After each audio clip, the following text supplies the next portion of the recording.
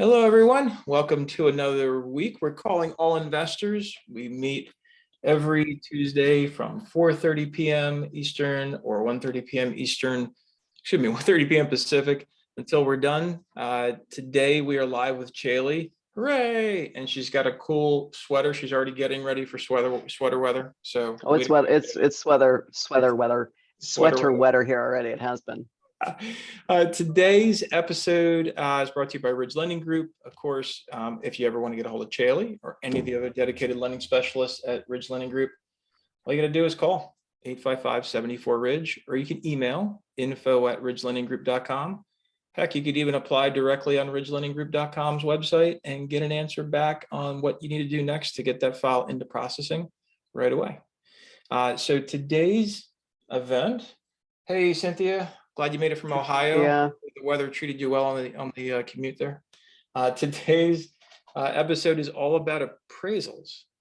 And we're going to have Caeli walk us through an appraisal example.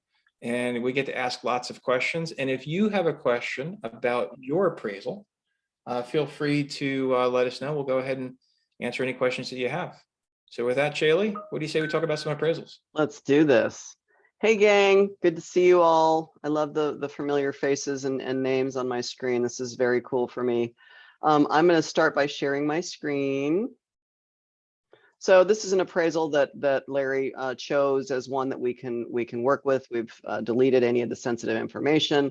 And I should start by saying that in terms of appraisal efficacy, I'm enough to be come back and correct me on a few things, I'm sure, as I'm going through here, but I'm going to highlight some of the more investor friendly details that I feel like as a fellow investor I would want to know when applying for a mortgage, right? An appraisal doesn't get a lot of attention except for the value if it comes in low. Really, it's nice when it comes in high if that happens, or if there's a cost to cure, that kind of thing. But more often than not, we don't spend a lot of time looking at the appraisal.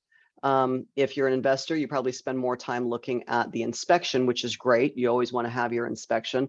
But for those that don't get an inspection, a lot of times major issues are going to come up on the appraisal, because keep in mind that this is the wormhole that allows us to see what the collateral we're lending on is about, right? There's a lot of information for us as the lender that we have to weed through and make sure that the loan or the money that we are going to be funding on this transaction is worth the collateral that's holding it up.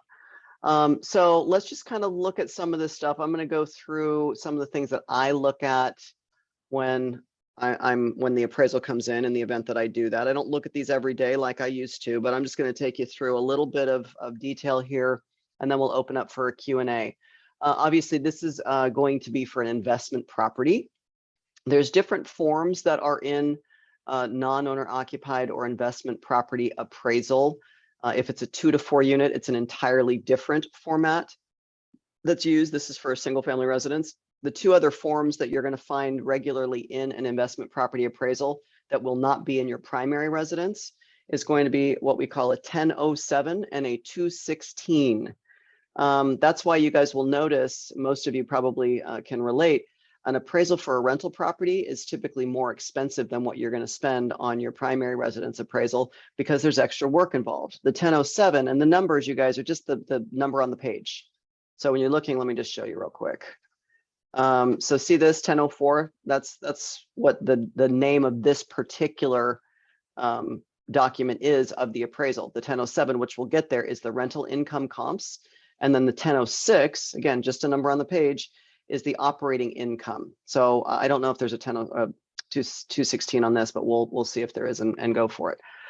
Okay, so obviously up here you're gonna have a property address. We've deleted that stuff, redacted that stuff for security reasons.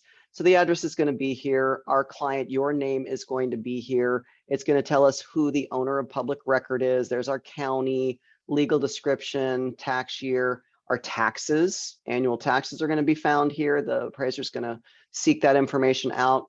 We're going to know if it's vacant or if there's a tenant in place, or if it's an owner occupied, right? HOA dues if they were present. I'm going to kind of zip through some of this stuff. who's ordered. Keep in mind, Ridge Lending is a DBA of Geneva Financial. That's what that is. What's the transaction type? Yada, yada. A pretty standard boilerplate stuff, okay? If we come down into here, one of the things that I'm going to look at first for me is I want to see if it's suburban. This is typically what we're going to find. If it's rural, then we want to see how. I mean, there may be some restrictions to lending if we're in a rural area, and acreage might be of concern for a lender. The growth and the property value. We obviously want to see either stable or increasing. We don't ever want to see declining from a lending perspective. Let's see. Larry, you got something? Before you jump too far, this happened to be a refinance, but do you want to talk about the purchase section that's just above neighborhood? Just because Yes. sometimes that does bring up situations when the appraiser has to review the contract of sale. You go ahead. Where is it? So Am I just not seeing above it? the neighborhood, there's a contract section. So Sorry. So right go. there. Yeah, go Larry. Oh, I was just going to add for those that are, the reason why the appraiser needs the contract is because the appraiser needs to verify the parties, and then also figure out if there are any sales concessions in the contract. So this is why it's important to make sure that when you are purchasing a property, that it's that we don't make any amendments in the material way after the appraisal is done, because things like concessions actually affect the final adjusted value. So I want to say that another way too. So for example, and we're in a space now or in a market cycle now where you guys should be, if you're not already, negotiating for the seller to pay up to 2%. That's usually the threshold on most non-owner occupied loans. 2% of the purchase price that you can use. The seller is paying this on you, the buyer's behalf, up to 2% of the purchase price towards your closing costs, right? So if you're negotiating that, fantastic. You should be. If you're not, you should be doing that. What Larry's talking about is that if you try to do that after an appraisal is back to us, let's say, for example, you couldn't get the seller to negotiate it, and the seller was selling the property for $100,000, but the value came in at 105, right? It came in higher. Well, I guess as the buyer, you could go back and say, okay, seller, do this for me. I want to pay 102 for the property now. Credit me back 2% towards my closing costs, right? You could do that kind of theoretically, you're financing in that 2%. Your payment difference between a purchase of $100,000 and $102,000 is literally $3 a month, right? But what you've done is that you've got the seller giving you back 2% or $2,000 in my example, my math, that's going to pay for that much of your closing costs. So you've stretched your capital. Your dollar has been stretched just a little bit further. The seller is still getting the net that they wanted to net, right? Nothing has changed there. But the value came in higher, so we're able to make that work. Because remember, our loan is always going to be based off of the lesser purchase price or appraised value, right? If the purchase price is 100,000 and the appraised value comes in at 98,000, our loan is going to be off that 98,000. All right. So going back to my example, if you started at $100,000 purchase price and the appraised value comes in at the 102, okay, to make it easy. You can't go back after the fact and have the seller contribute to your closing costs just because the appraised value came in higher. It has to be done up front or before, rather, the value or the appraisal comes in. Does that make sense, guys? Larry, would you say that another way? I don't think I'd say it a different way, but it is when Caeli gets down into the adjustments, again, if this was a purchase and there are concessions, it does play into, most appraisers use that as an adjustment. So it's just important to make sure that you negotiate these things up front before your contract is written when at all possible. Yeah. The other thing too is we're going to be looking for is the seller the owner of public record, right? So let's say that you have a wholesaler that purchased it from the seller for X, and they purchased it legitimately, they paid the cash, whatever. The county is behind in recording the new ownership. There's going to be some questions there, right? If we have a preliminary title report that shows that Mr. Smith is the seller, but your seller is Mrs. Jones, right? Maybe the county hasn't actually recorded the ownership, even though it's been purchased and money has traded hands, et cetera. So those are going to be some of the things that we're going to look for and need to get answers for if they're different. So that's another kind of big one on a purchase. And I would Okay. add, sorry, Jay, Yeah. and it has come up, it actually hit us earlier this year, where someone had assigned a contract from one party to another, and those are typically discouraged or unacceptable for most underwriters. They want to see the contract is between two direct parties. Yeah. Zoning, we're going to look for zoning, guys. Legal non-conforming, grandfathered use. This means, for example, if you're buying a single family residence that's now zoned commercial, if that's what that says, we're going to have to get a letter from the city that says that in the event of natural disaster or fire, it burns to the ground, whatever, that this property can be rebuilt as it stands today, right? So you're buying a single family residence property. It's currently zoned over years. It's just changed. It's built up around the property, whatever. It's currently zoned commercial. That's fine, as long as if we see something like this, we have to go to the city, and the city will grant us a letter saying that this property, if burned to the ground, can be rebuilt as a single family residence, even though it's in a commercial zoned area. Okay, so let's skip past, I'm going to skip past all this stuff. General description. Okay, you're just kind of looking at a few things here. This is all pretty self-explanatory stuff. I want to move in because we don't have a ton of time. I want to move into the comps that are used both from a valuation perspective and then the income perspective. Let's go. So I'm just going to skip down to our comps. So comparable sales, usually this is the second or third page. Our subject property is always going to be first. And you can see here the matrix along the top, sale 1, sale 2, sale 3. You've got the addresses here, and then down the side along these columns are the descriptions of what each of these is that's matching up to come up with a value. So what I look for, the first thing I come into here is I want to see first, how far are these comps from my subject property?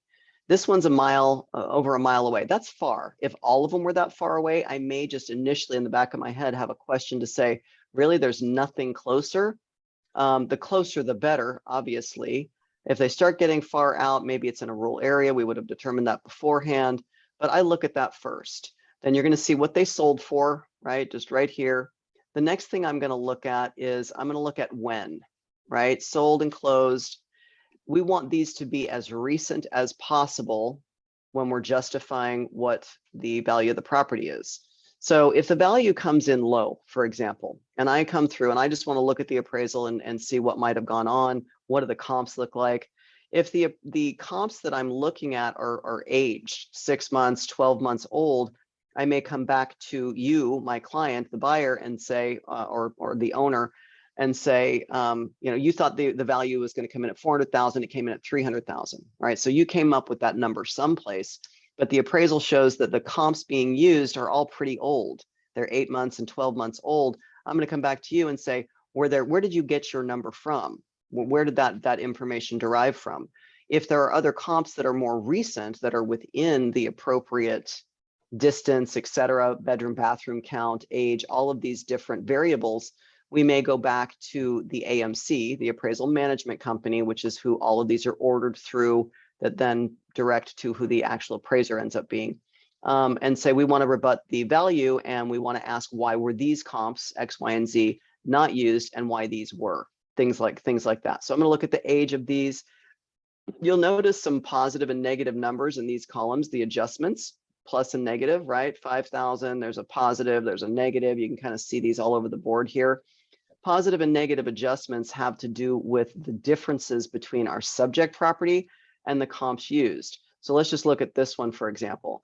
So this has a site. This is the property, the lot limit of this property is 3,058 square feet. This property is quite a bit bigger, right? So there is an adjustment off the value, off of our value, whatever value we got for our subject property. They're taking away 14,100. There's a formula here that's used. I don't pretend to know what that is, but you'll notice that's what they're doing, right? If this one is superior in whatever way it shows here, it'll be a positive or a negative number. The other thing that there is a book, just again, so just so you know, these adjustments, there actually is an appraiser's handbook. Is there? Yeah, there actually is. It's like the Caeli Blue Book for appraisers. And they actually reference in this book to determine what the appropriate amount of adjustments are.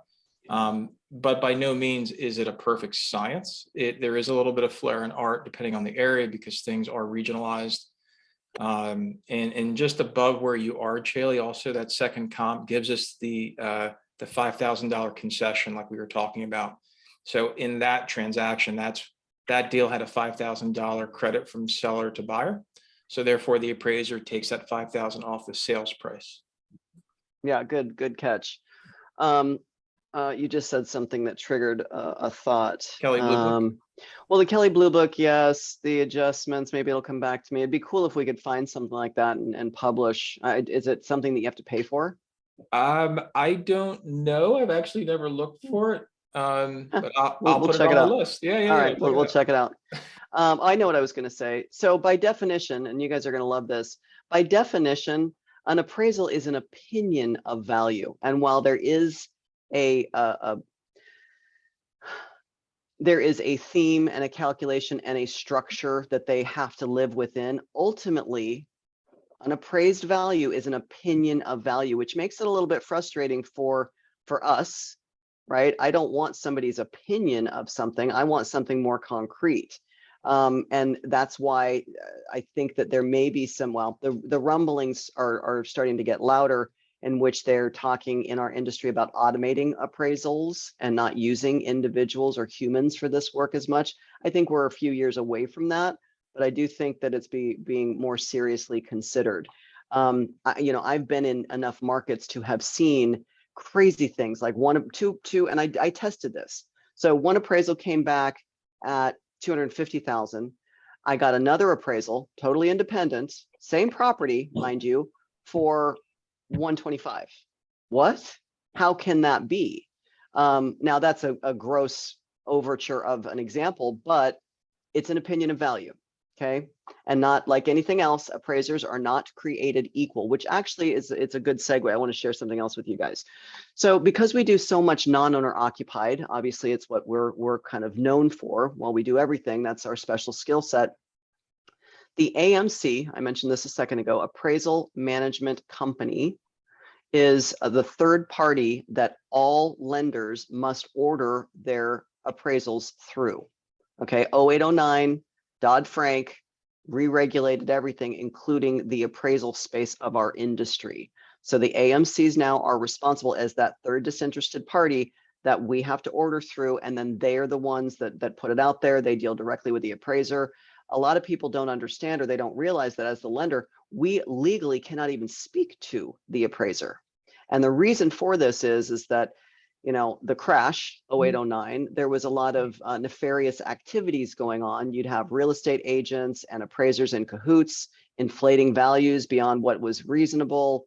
That was part of what the meltdown came from, that gross acceleration of appreciation. It was even higher than what we've seen over the last couple of years, believe it or not. Anyway, so as a result, we have our AMC. One of the cool things about what we do here is we have a self-managed AMC, which gives us a little bit more control. A minute ago, I said that appraisers, like anything, are not created equal. And what I meant by that is when you think about mortgage-backed securities and all that are bought and sold on the secondary market, the percentage of those that are for non-owner occupied is extremely small. If you have the pie like this of mortgage-backed securities, it's probably this much of it that are bought and sold for non-owner occupied. So if you think about it from that perspective, the professionals that occupy that space, the lenders, the escrow officers, the underwriters, the loan officers, the insurance agents, the appraisers, right? It's a very select group. When you're ordering an appraisal, a lot of times, and one of the regulations within Dodd-Frank says that the order has to be a random selection.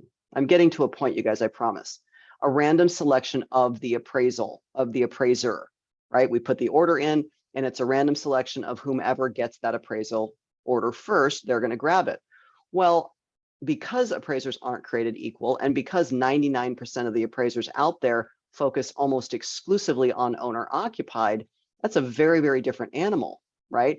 When you're appraising an owner occupied versus a non-owner occupied, which has the cost basis, it's got the rents, it's got the operating statements, all of that stuff is extra, They also are not going to be familiar with distressed sales, right? A wholesaler buys it on the courthouse steps. They probably have that information, but they don't realize that the distressed sale, they got it for this much less. They put in $20,000, $50,000, $100,000 in rehab, and then they're reselling it at market value. A lot of that is lost in translation. So all appraisers are not created equal. The self-managed AMC that we occupy, fully regulated, all compliant, allows us to, in the different markets that we lend in, create preferred panels. Okay, these preferred panels in Jacksonville, Florida, or Memphis, Tennessee, or wherever it is, are going to be comprised of appraisers that fit a certain mark, right? We know that they understand non-owner occupied. We also insist that they're not coming from 50 miles away where they really wouldn't know the nuance of the different neighborhoods, et cetera, et cetera. They understand the distressed sale and the renovation, right? So we're kind of not hedging our bets, but we're ensuring that we're going to get, it's still random selection, but now it's a random selection of an appraiser pool that we know understands the non-owner occupied animal, and not every appraiser does. So that's another piece that I don't get to talk about very often that I think sets Ridge apart from the rest of the pack, right? That specialty that others just wouldn't think of or aren't going to know. Okay. Anybody have any thoughts or comments, questions about all of that? Eddie had a question on chat in case anybody was reading it. We already asked and answered on there. I don't see any other any questions in here. Nancy's got one. Oh, Nancy. Oh, you got to wave your hand north to south, Nancy. I couldn't. There you go. That works. That works. I'm sorry. I always have a question. So this is really fascinating to understand how you deal with the sort of natural range of abilities and expertise of appraisers. And I've always wondered how people can get around that, given the it's like regulation. Nationwide, there's this standard of random choice. So are you saying that this is only the approach that Ridge takes, this, self-managed AMC, or is this available to everyone across the country? Just kind of help me understand. Yeah. I'm going to say, no, I don't think it's appraisal. I don't think it's available to everyone. You have to have a certain distinction, or maybe it's a number of employees or net worth, or there is a model there that maybe, Larry, you can answer. So no, not everybody can, but most people that are in our space doing this kind of work for investors should have access to it, but maybe they don't know it. Maybe they're not aware of it, or there may be some other reason that they haven't employed it. But I learned this a long time ago. There was a period of time, gosh, this has been a while ago now, 5, even 10 years ago now, where the appraisal part of the finance or of real estate investing was a freaking nightmare. Yeah. All of the values would come in short, egregiously short, and we would get, like I said, I did that beta test where one gave us this value, the other gave us this value. There was a lot of inconsistencies. And in fairness to the appraiser, they were scared of their own shadow. After Dodd-Frank and all the regulatory changes, the retaliation from the governing bodies was very swift and very severe, right? The knee-jerk reaction to what happened as a result of the bad apples in the mix that were grossly overvaluating, right? Left the rest that kept at it in a very compromising position, so that they felt that if they were over by X, I mean, they really became very conservative to a fault, I would say. In any case, though, Nancy, to answer your question, no, I don't think everybody has access to the preferred panels or the self-managed AMC. And if they do, maybe they aren't aware of the preferred panels. And probably the reason for that is that they don't need it. An owner occupied, the massive majority of appraisers in that pool, that's all they do. So they can feel confident about their abilities, because it's maybe this much of what we do. The owner occupied, we need appraisers that we know or we feel confident are going to give us the fairest valuation, right? That meet the criteria that we think is important when we select from the panel. So when you say preferred panels, you're saying that they put together a group and choose from that group, or the group works together on Good the. question. Yeah, so we don't have this in every single market that we're in because we're in 47 states, but the states in which the markets that we do most of our business, yes, we have created preferred panels over time, right? We have to manually add them, or manually remove them if we don't believe that they're giving us fair valuations. But what happens is when we put the order in, and the more the better on the panel, right? As many appraisers that we can get in any given market that we feel fit the bill, when we put the order in, it's still that random selection from all these different appraisers in this market from different organizations. Whoever grabs it first is going to get it. But now we can feel confident that who did grab it, we believe is the most qualified to evaluate an investment property. So you get a feel based on performance and reiteration over and over the Sure. performance of particular ones. You say, oh, that one knows what they're doing. Let's go after that one next. Yep. And we'll get our buyers to tell us that do a lot of work in the area, even some of the turnkeys to share with us. I'll give you a good example. There are turnkeys in several markets that list and buy off the MLS, the multiple listing service, Sure. right? So there are some appraisers, and I have not been able to get an answer on this yet. It's actually on my list of to-dos. There are some appraisers that refuse to use those comps, and it's not written in their guideline for what's acceptable, right? They just will not use comparables as part of valuating a property that are not found on the MLS. Wow. And that is not a law or not a rule. So if something like that comes up, and I know that we have a turnkey in I'll just keep using Memphis, Tennessee, that often buys and sells off the MLS directly from for sale by owners or whatever it is. Sure. Right? I know that in that market, if that appraiser refuses to use those comps to help valuate, I'm taking them off. Wow. Right? That's not going to serve our purposes very well. Yeah. Anyway, yeah. Interesting. Thank you for that. Yeah. And, okay. and you know, the big scandal now is like racial bias in appraisal. Right. Do you know? Have you read about? I've heard about it. I've read about it. I encountered it, but you know, I've had clients say things to me about it where, minority groups, the appraiser came out and they felt like this may have happened, and they were able to cite the instance or the occurrence or whatever.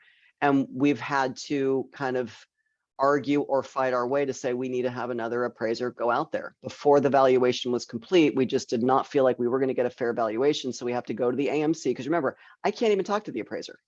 Cannot even have a conversation. I am not even allowed to know who the appraiser is until after the report comes back. That's right. And clients often say, well, I've heard this before. Well, Ridge values are low. Their appraisers are blah, blah, blah. Not my appraiser. This is a totally third-party disinterested AMC. And there's probably the big ones in the country. There's probably 5 or 6 of them that most use. Anyway, but we've had to argue that point and say, hey, listen, this is what's happening. We need to vie for our client, reassign this to somebody else. They're not comfortable.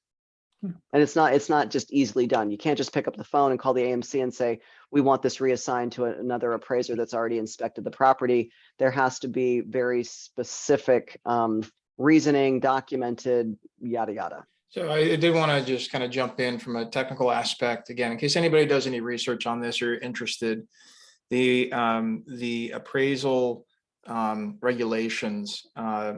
First, there was Home Valuation Code of Conduct, which turned into the rules for appraiser independence, and these are all, again, things you could do research on. The important part is on the appraisal is that you do want a third party, completely disinterested point of view, and that's what's on screen here that we're looking at now, Caeli, like comparing the property that you either own or you're purchasing as compared to other recent sales in your neighborhood. Is that what we're seeing? Yeah. So say that again, Larry. I'm sorry. So these comps.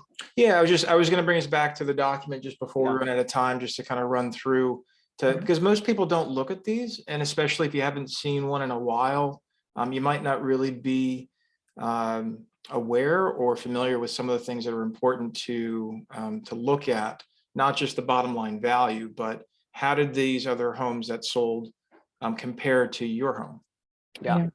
Yeah.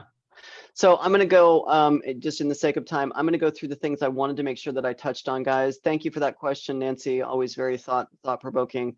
So at the bottom of the comps, and usually there's three, maybe there's a second page of sold comps. There's listings too, which we won't count. Sales. So we have lots of sold comps.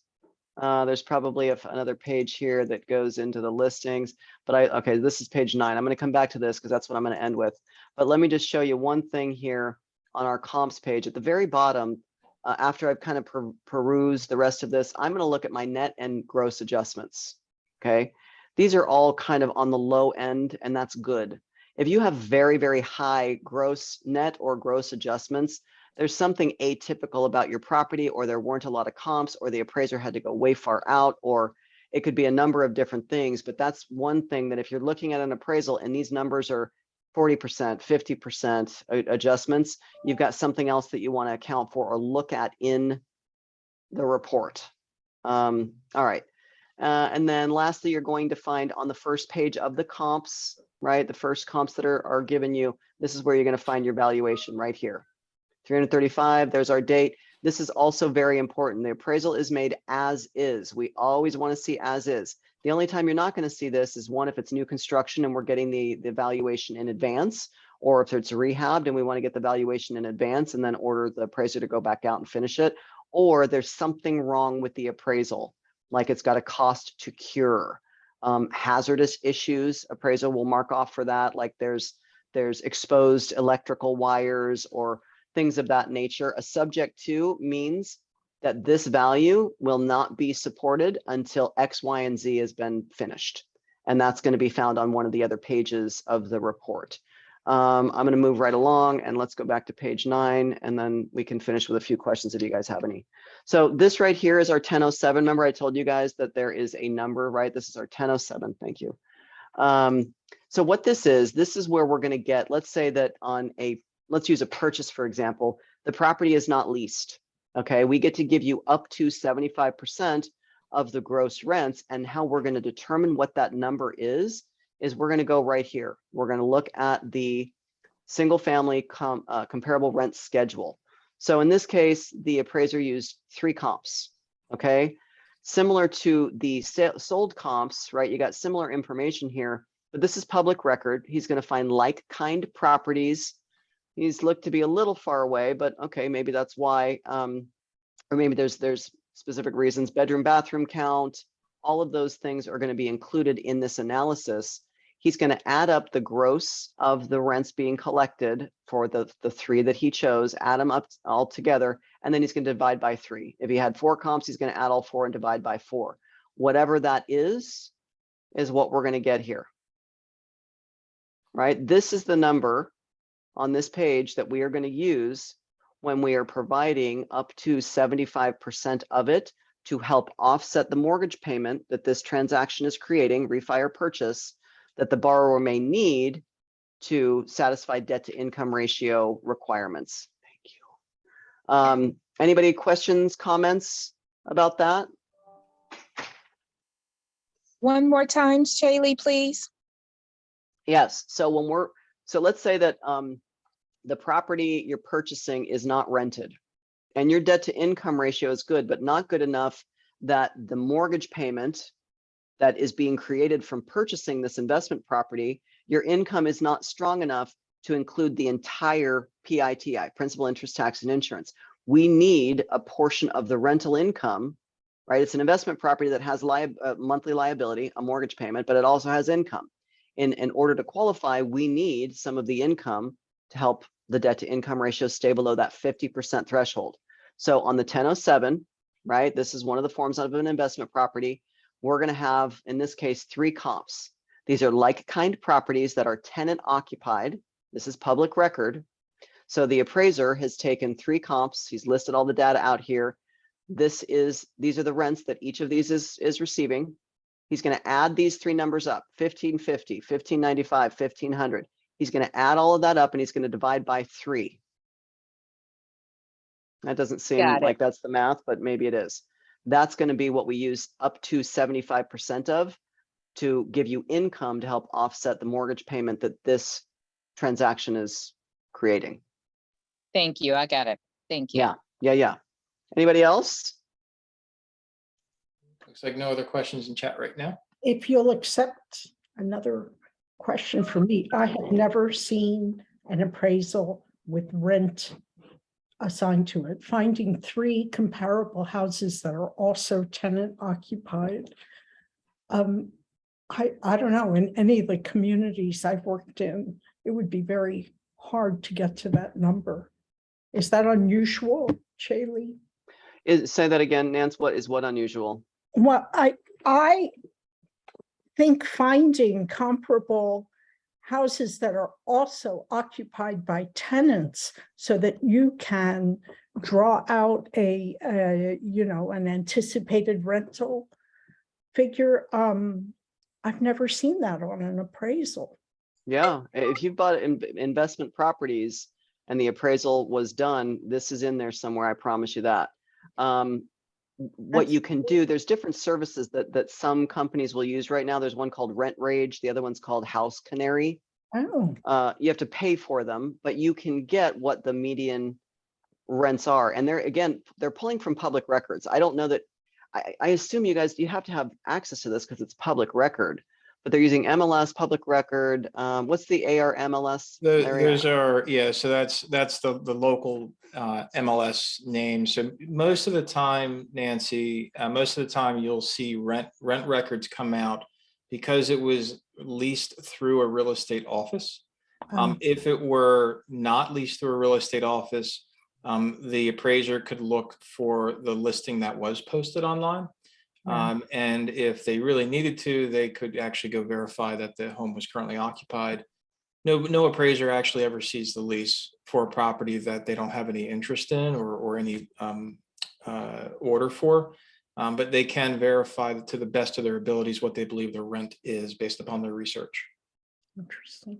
I haven't seen it. Good. Yeah, a lot of times, honestly, a lot of appraisers, they build up relationships with local real estate offices. You'd be surprised how much information an appraiser can get indirectly through a realtor's office, especially if it was a private listing, not on the MLS.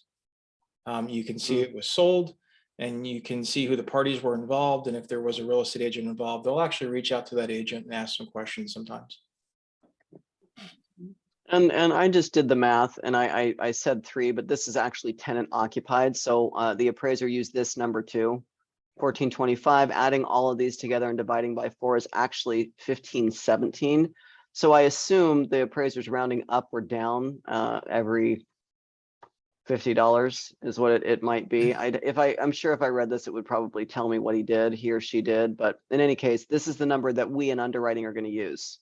Yeah. And then to Paul did ask a question, Caeli, in chat. So Paul, your question is, because this was a refinance, we would at Ridge Lending, we would use taxes to qualify unless it was acquisition year. But if you're purchasing the property, then yes, we would use 75% of the rents shown. Is that the best way to say it, Caeli? Yeah, Paul. So if on a purchase and it does not have a lease, this is what we're using. If it's a refinance, depending on when it was purchased, AKA, is it on your Schedule E, or did you purchase it in the last 12 to 18 months and you haven't filed that year's tax return yet? If that's the case, we will also use, well, on a refinance, we have to have a lease to give you rental income. Now there may be a median, right? This gets a little bit more complicated than I think we have time for, Paul, but here's what I would tell you. On a refinance in the acquisition year, again, if it's on the Schedule E, that's a different conversation. We're going to use that calculation. Maybe we'll go through that again at some point in the next community meetings. But if it's in the acquisition year, this property has not yet landed on a federal tax return Schedule E, and the refinance, we have to have a lease. Must have a lease to give you up to 75% of that number. Now, let's say that the appraisal comes back less than your actual lease. We can use the higher of the two under the precipice that we can show 2 or 3 months worth of proof that the lease amount has been received. that was the extra piece that I wanted to give you there. I know it's a lot. It takes time to acclimate and retain all of these details, but just remember, on a refinance in the acquisition year, before it's on a Schedule E, we have to have a lease to give you up to 75% of that amount. Purchase, we use this.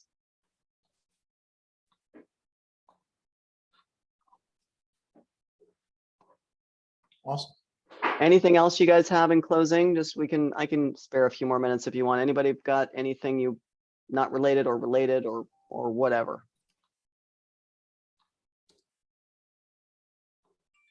No additional questions. I think we'll review it, right, Caeli? And if we feel okay about posting that online, we can post it again. For those that haven't seen, especially haven't seen the residential income portion, that might be brand new for some folks. Yes, absolutely. And guys, remember too, if there are topics, Larry and I, we're busy people, and while we always come up with some good content together, if there's anything that we haven't talked about yet, or we have that you want us to reiterate, please make sure you put that in the community so that we can make sure we're delivering that information to you. What's important to you is important to us. Exactly. And you know why else we need to hear from the community and what they want us to talk about, Caeli? Why? Because we need content for your new TikTok channel, Caeli Ridge. So if you haven't seen Caeli Ridge's Halloween TikTok, please get over there, or if you like Facebook or Instagram, it's all over. She's internet famous. She's an influencer. She's already wearing influencer clothing. Look, have you ever seen Caeli in such an outfit? Right? She's blushing. She's blushing. Look So at her. I want to tell you guys, so I was almost bullied into the social media thing. And for those of you that have seen, I have a little Maltipoo, Benny, who's our mascot. And Carly, my wonderful assistant, she had this cute idea. And while, yes, the concept is cute, I look like an idiot. And I hate it. So enjoy that. Go to, what is it? Where is it? It's on Instagram. Everything is at Ridge Lending Group. Just search Ridge Lending Group, TikTok, you'll find it. Or if you like Facebook or Instagram or wherever else. Yes, Paul, she does need to own it because she's gotta keep moving. So listen, thanks everybody for coming. It's appraisal topics are kind of weird maybe, but it's your money, right? It's your investment. You should understand how somebody came to agree with you or disagree with you as to what the place is worth. So you should understand how to read it. And as always, Caeli, thank you for showing up. Everybody, thank you for showing up. And if you ever want Ridge Lending to check out your appraisal and give you an ideas about it, feel free to give a call to 855-74-RIDGE or email it over to info@ridgelendinggroup.com, and we'll get a dedicated lending specialist on it. We'll be here on standby, guys. Excellent. Thanks, everybody. Yeah. See you. Bye.